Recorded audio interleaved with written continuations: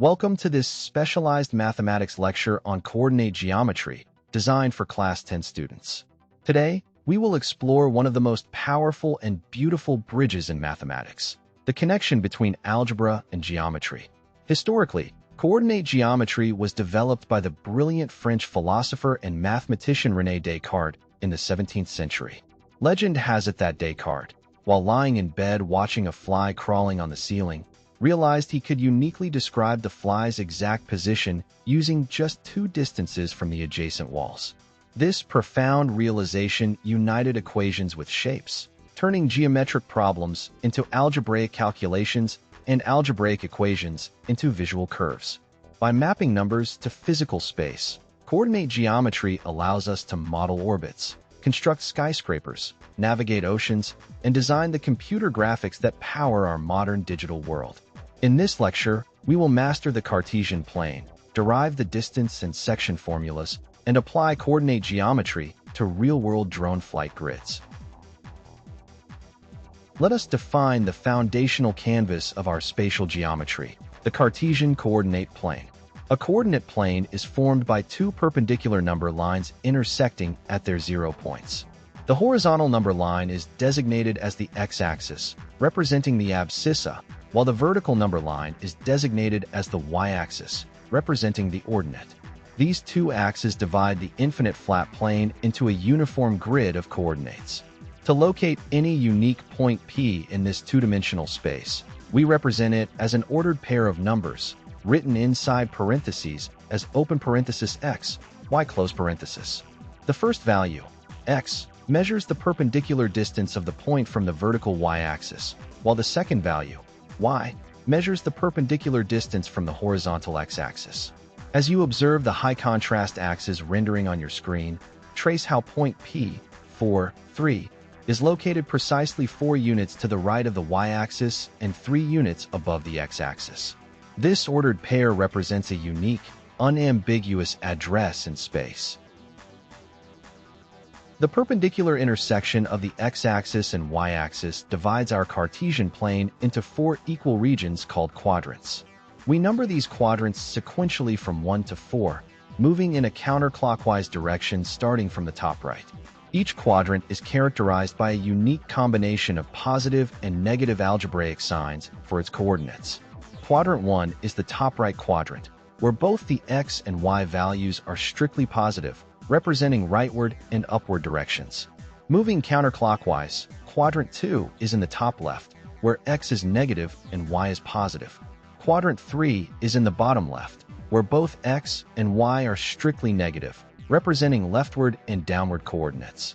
Finally, quadrant 4 is in the bottom right, where x is positive and y is negative.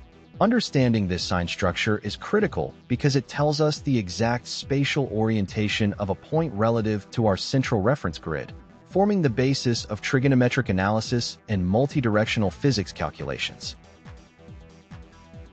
Every coordinate system requires a starting point, a physical anchor from which all measurements are made. In the Cartesian plane, this anchor is called the origin, traditionally denoted by the capital letter O. The origin is the exact point of intersection where the horizontal x-axis meets the vertical y-axis, and its coordinates are defined as exactly open parenthesis 0, 0 close parenthesis. The origin represents the absolute reference coordinate of 0 displacement, serving as the benchmark for all relative positions. In physics and engineering, choosing the correct origin simplifies complex mathematical calculations. For example, when launching a spacecraft, engineers place the origin at the launch pad. When modeling planetary orbits, the sun is set as the origin. As you observe the origin glowing at the center of the coordinate grid on your screen, notice how every coordinate point is defined by its displacement from this center. The origin is the mathematical seed from which all spatial maps and vectors grow. Now, let us derive one of the most vital theorems in coordinate geometry, the distance formula. If we are given two arbitrary points, A with coordinates open parenthesis x1, y1 close parenthesis, and B with coordinates open parenthesis x2, y2 close parenthesis, how can we calculate the exact straight-line distance between them? We can derive this algebraically by constructing a right-angled triangle. By drawing a horizontal line through point A and a vertical line through point B, they intersect at a point C with coordinates open parenthesis x2, y1 close parenthesis. This creates a right-angled triangle ABC. The horizontal base of this triangle, AC, has a length equal to the absolute difference of the x-coordinates, which is x2 minus x1. The vertical height, BC, has a length equal to the absolute difference of the y-coordinates, which is y2 minus y1. By applying the ancient Pythagorean theorem, the square of the hypotenuse, AB squared, equals the sum of the squares of the other two sides. Taking the square root of both sides yields our robust formula. Distance d equals the square root of the quantity x2 minus x1 squared, plus the quantity y2 minus y1 squared. Let us apply the distance formula to solve a practical coordinate geometry problem and explore the concept of collinearity.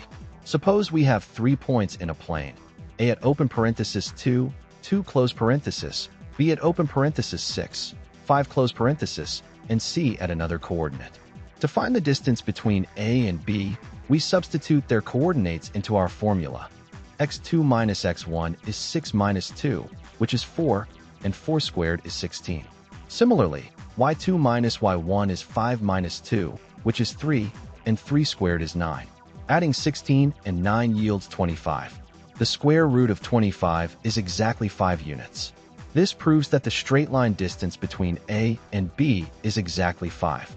We can also use the distance formula to determine if 3 points are collinear, meaning they lie on the exact same straight line. If points A, B, and C are collinear, then the distance from A to B plus the distance from B to C must equal the total distance from A to C. This elegant relationship allows us to prove linear alignments without ever drawing a single physical line. Let us transition to the section formula, which determines the coordinates of a point that divides a line segment into a specific ratio. Suppose we have a line segment joining 2 points, A open parenthesis x1, y1 close parenthesis, and B open parenthesis x2, y2 close parenthesis. We want to find the coordinates of a point P open parenthesis x, y close parenthesis that lies internally on the segment AB such that the ratio of AP to PB is exactly m1 to m2.